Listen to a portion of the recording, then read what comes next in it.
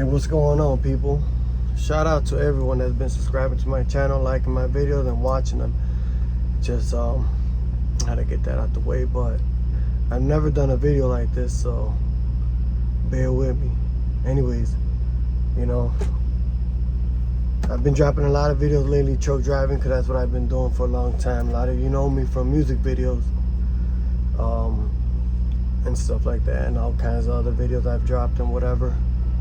But this video is basically trying to, going out to like all my truck drivers, heavy duty diesel mechanics, especially them, it's like a question to them or something, or even mechanics, So, like if, you have a client, someone that wants to get their vehicle fixed or whatever, and you don't have the proper diagnostic tools or whatever, would you accept that a job offer and say, yes, I can fix it? Or would you pass it on to somebody that has the right equipment to fix the vehicle? Because like, reason I'm making this video is because, I'm on a SAP program, whatever. So that's a different story. I'll have to break it down in different videos. But I'm an owner-operator, Got my own truck, trailer. I do local work out here in Chicago. So I purchased a 2017 Freightliner Cascadia. I got a good deal on it. I know we had a little issues with it, and I was gonna get them done, fixed, whatever. So, I was driving it, and DPF lights came on, check engine light, whatever, and it derated to 55 miles an hour. So before it got any worse, I took it to a local shop, near where I park at. So the first mechanic is like, no, I don't deal with the after treatment, none of that. So I asked, do you have any recommendations? He's like, yeah, there's a shop down the street. I'm not gonna say their name yet. Maybe later on in the future or something. So I'm like, okay, cool, no problem, thanks. I call up there. I'm like, hey, do you guys work on semi trucks, with the DPF filter and the after treatment, because my light just came on and whatever. So they're like, yeah, we do, bring it on in. Cool. I'm bringing it on in. It's August 3rd on a Friday or Thursday, something like that. I bring it in, I talk to the owner, and I'm like, hey, my truck's doing this, it's derated at 55. I just dropped it. It just happened like an hour ago, and before I drive it any further, I don't want it to anything bad to happen. I don't want to break down in the middle of the road and I got to get towed and whatever, whatnot. So he's like, yeah, we deal with that. We are a diesel mechanic shop. All right, cool. So I dropped my truck off thinking it's gonna be something simple, something easy to fix, whatever. I'm not sure too much about this after treatment, whatever, since I just bought the truck not even like 2 months ago, and I've been driving it for a month and issues been popping up and whatever. So cool, I drop it off. I already know, these trucks are smart, more modern, and they require a little more maintenance and stuff like that. And computers with programs, you got to reset stuff you change with a computer and whatever. If this other shop told me that, showed it to me while it was plugged in doing a full regen. So I kind of was familiar with that. Well, I tell this shop, hey, so you think you'll be able to get my truck fixed and whatever? So they diagnose it, whatever. It takes them about a week to get back to me, and they tell me, yeah, the DPF filters are shot. Cool, whatever. Go ahead, order me some new ones. Do what you got to do. Cool, whatever. Then he says, oh, we got to take the one box out. Got to send it somewhere to get checked, make sure it's not damaged, because it looks like it's been in an accident. I'm like, okay, cool. Well, if you're the mechanic, you're the professional, do what you got to do. That takes about 2-3 weeks to get sent out, come back. So it comes back, no issues, no problems. I'm like, cool. So now he tells me, okay, I'm gonna need $3,000 so I could order some filters. I'm like, okay, well, I mean, if you knew my filters were bad, you should have ordered them when you shipped the one box out. So,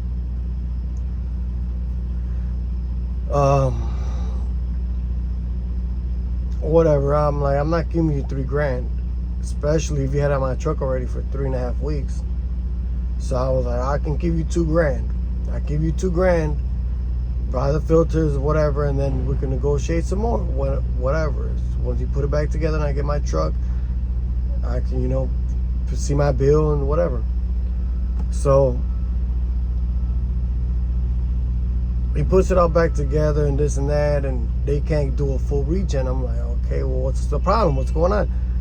Well, they can't quite get it. Okay, I get it. And now he asked for some more money. Like 2 weeks passed by. So now we're already like 5 weeks in. You know, I just started driving like a month ago. So, I mean, I'm an owner operator. I've invested a lot of money trying to get going. And I understand, you know, that the truck has issues or whatever. So he wanted $2,000. I'm like, bro, I can't give you $2,000 if you can't even, the truck's not even done yet. I've been out of work for 5 weeks. So I'm like, you know what? I'll come by. I'll give you $1,000. $3,000 now. I mean, that should be enough for parts, whatever you got to do. You know, keep you happy, keep me happy, or whatever. You put it all together now. The one box is back. The filters are back on. And, you know, a week passes by. I'm calling, following up what's going on, this and that. You know, it's like, at this point, I feel like I'm bothering the guy, you know, but I'm kind of impatient, running out of patience. I'm trying to get to work. You know, I got bills and stuff, you know. So, okay, anyways. So, excuse after excuse, now he tells me something about my truck, saying, oh, my truck is all beat up. It's been ran through or whatever, though. I mean, the truck is clean. I mean, whatever. I'm not a professional, so I'm like, okay, cool. So what the problem is? I mean, don't you have the computers, the things, diagnostics, and whatever we call it, you know? He tells me the module, after treatment module, is fried because something about the one box getting overheated, wet, heat, wet, hot, cold, temperatures, whatever. Okay, well, what we got to do to get a new one, fix it? So now he says he has to order it. He orders a new one. That takes about a week and a half, 2 weeks. Now, okay, following up again. What's going on? You got the module. Is it working? You got the truck running, rolling? Nope. Nothing. So I'm like, okay, so if it's not the module, so then now what? So now he's looking at the truck again. Now he's telling me that takes about another week. So I'm already like 6 weeks in. I'm like, okay, now, so if it's not the module and you can't get it to full regen or forced regen, what's going on? You know, I'm running out of patience. I need to get back to work. I need to make some money. I just spent so much money on this tractor trailer, you know? So now he tells me the harness, the wiring harness is fried. I'm like, okay, so let's get a wiring harness in. I mean, you're the mechanic, right? That's what you're suggesting, you know, and I know at this point he probably wants more money, and I'm like, I can't give you no more money. I gave you $3,000, you know, and it's already 7 weeks in. Now you have to wait another week for you to tell me some more excuses or whatever. Or to me, I feel like you're just buying time and saying this, saying that. I don't know what's going on. I'm steady calling. I'm showing up to the shop trying to figure what's going on. You know, I feel like I'm getting on his nerves, but I'm, you know, steady following up because I need to get to work. So the crazy thing is that they still can't get it to do a full regen. And I'm already wondering, like, I mean, I went to another shop for some other things, and they had the computer J-Pro program plugged into the computer and showed me the whole after treatment system, how everything works and what doesn't work and whatever. If it didn't work, whatever. So at this point, he tells me they don't have the right software for this truck. So now I'm confused, like, software? But you're the mechanic. You accepted my truck. You started taking things apart, putting things back, and switching things and whatever. Now I'm getting curious, like, what's really going on? You know, like, how do you not have a software? What software are you talking about? Are you talking about the J Pro, the laptop that you plug into the thing and you calibrate the computers or whatever, reprogram, whatever? I don't know. But, you know. So he said they ordered it in the Mack truck, Snap-on truck, whatever. Which sounds weird because I don't think they sell software or program. I think they just sell tools in the truck or whatever. But so he said he's having it delivered or whatever on Monday. I'm like, okay, now I'm getting more upset. Because now I want my truck. You know, now today's like October 13th, Friday the 13th. I dropped it off August 3rd. So it's almost 2.5 months with no truck, no work, no income. So